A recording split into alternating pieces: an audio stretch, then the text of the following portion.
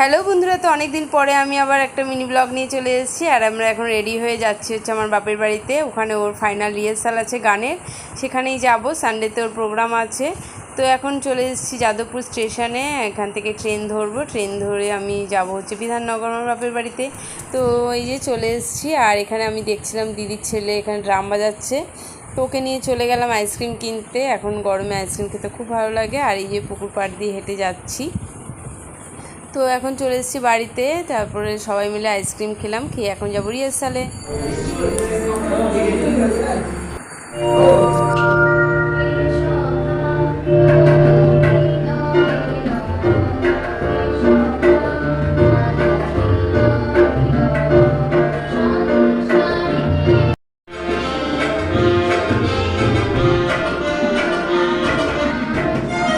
আমরা চলে এসেছি এখন বাড়িতে। তো আজকের জন্য বাই।